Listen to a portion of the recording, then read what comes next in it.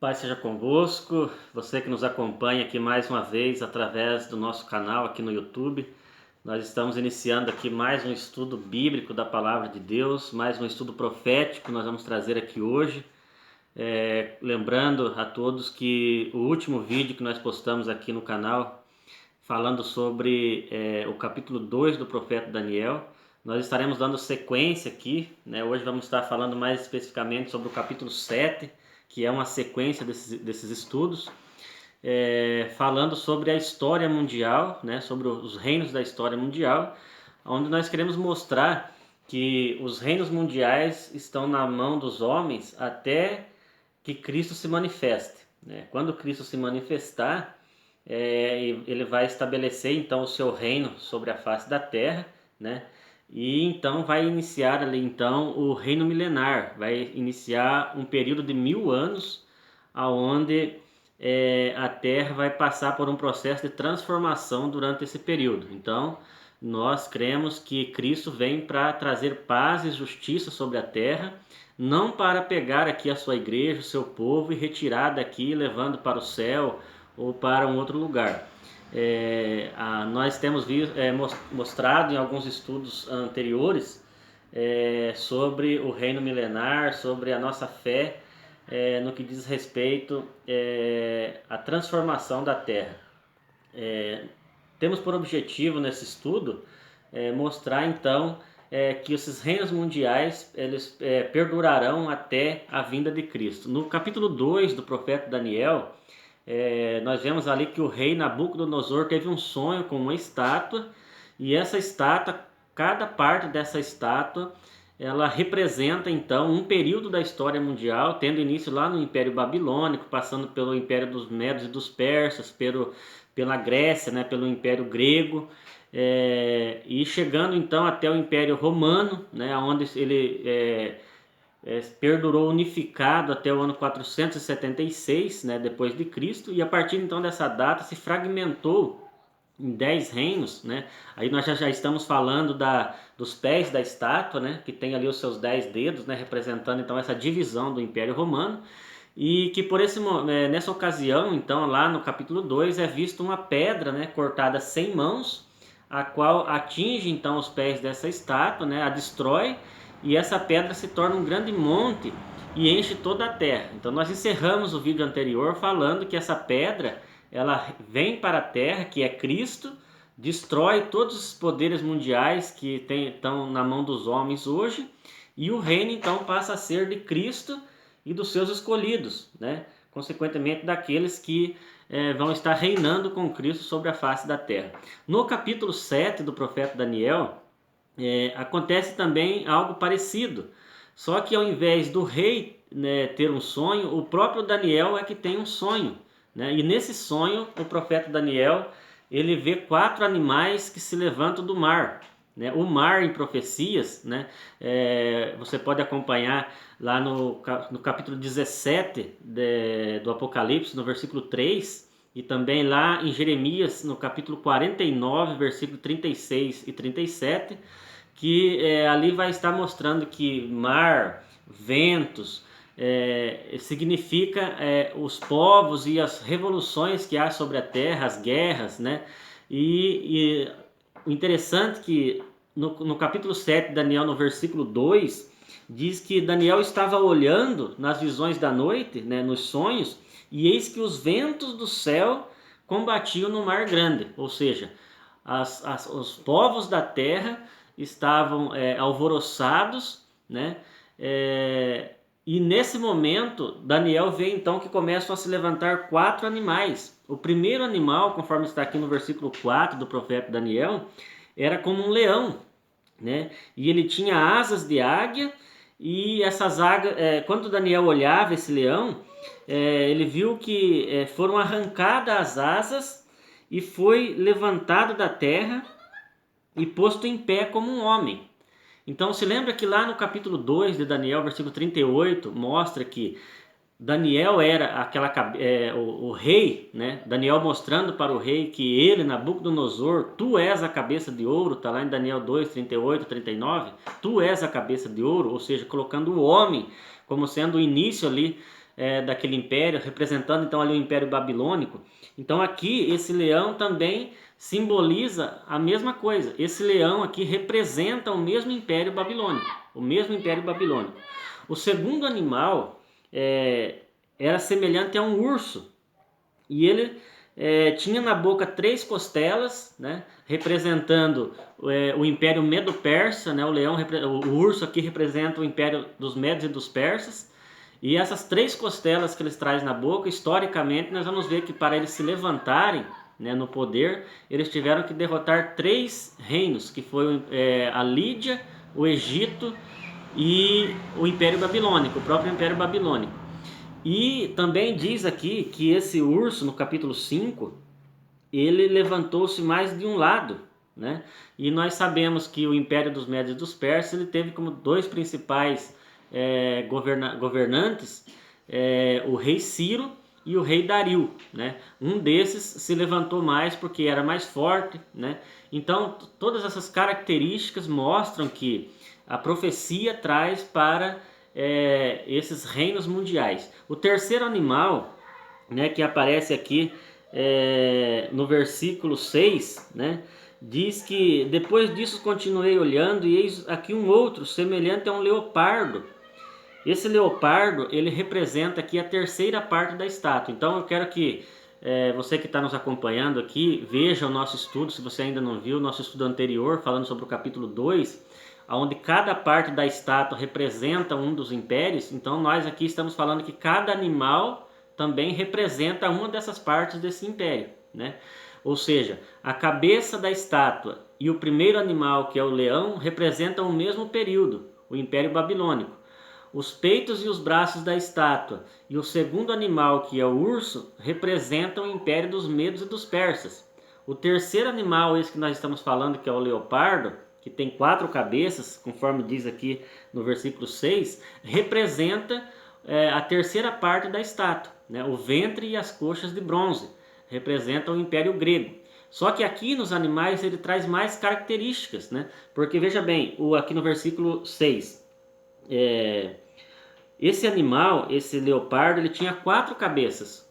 E nós sabemos que o Império Grego, né, ele depois da morte de Alexandre o Grande, né, ele também foi sucedido por 4 generais, né, ou seja, 4 governantes, né, que foram eles, Ptolomeu, Seleuco, Cassandro, né, eu tenho aqui anotado, né, logo na sequência aqui nós vamos estar passando certinho quais que são esses 4 representantes aqui logo após a morte de Alexandre. Ou seja, as características que a profecia traz mostram claramente que trata-se desses impérios mundiais, né? O quarto animal, né, que aparece aqui a partir do versículo 7, que era um animal terrível, que tinha 10 chifres, né? E esse quarto animal representa a 4ª parte da estátua, que era as pernas de ferro, né? Composto também com os pés em partes de ferro e em partes de barro, onde tem ali 10 dedos, né? A soma dos 2 pés são 10 dedos, que representam então os 10 reinos que o Império Romano se dividiu a partir do ano 476, né? O interessante é que Daniel, ele teve ele se interessou, né? Ele achou que ele precisava saber mais sobre esse quarto animal, porque era diferente dos outros, né? Então o Império Romano aparece aqui como sendo um império diferente dos outros, né? E ele vê então esse quarto animal aonde ele tinha 10 chifres, né? E quando ele estava olhando aqueles 10 chifres que representam então essa divisão do Império Romano, né? E os mesmos 10 dedos da estátua, lá do capítulo 2, ele vê que 3 daquelas pontas foram derrubadas e uma ponta pequena se levantou. Então, historicamente, né? Historicamente, e assim algo espetacular que nós acompanhamos quando nós vemos a história e analisamos aqui a profecia, é que exatamente a partir dessa divisão do Império Romano, né, a partir do ano 476, em 493 começaram a 3 poderes desses, 3 reinos desses começaram a ser derrotados por um outro poder, né, que esse poder então que se levanta e derruba 3 pontas, né, que foram os Érulos, os Vândalos e os Ostrogodos, né, a partir do ano 493, foram derrotados pelo papado. Então essa ponta pequena que se levanta aqui nesse quarto animal, na cabeça desse quarto animal, representa então o papado que derrotou então 3 desses reinos que se dividiram do Império Romano. Então o Império Romano, a partir do ano 476, ele se divide, né? Ele perdura unificado, ou seja, ele dura unificado desde o ano 168 a.C. até o ano 476 depois de Cristo. A partir de então, ele começa então a ser, ele se divide, né? Ele se divide quando sofre ali a invasão dos bárbaros, né? Se divide em 10 reinos, né? Desses 10 reinos, né, que se dividiram, existem todas as nações que existem hoje, né, que são descendentes desses povos, né, e que estão dominando o mundo até que chegue então os dias da vinda de Cristo. Conforme nós vemos lá no capítulo 2 que nos dias daqueles reinos, ou seja, quando aqueles reis ainda estavam dominando, né, uma pedra foi cortada sem mãos e foi lançada nos pés dessa estátua. Ou seja, o reino de Cristo é que vem sobre a terra, destrói todo esse domínio que existe do homem sobre a face da terra e se estabelece e faz um grande monte. Então, aqui também, nos dias desses reis, né, conforme nós lemos aqui, vamos ler aqui agora a partir do versículo 16, né? A partir do versículo 16 aqui, Daniel 7, diz assim: cheguei-me a um do que estavam perto, né? Daniel dizendo nessa visão que ele teve, cheguei-me a um desses que estavam perto e pedi-lhe a verdade acerca de tudo isto, né?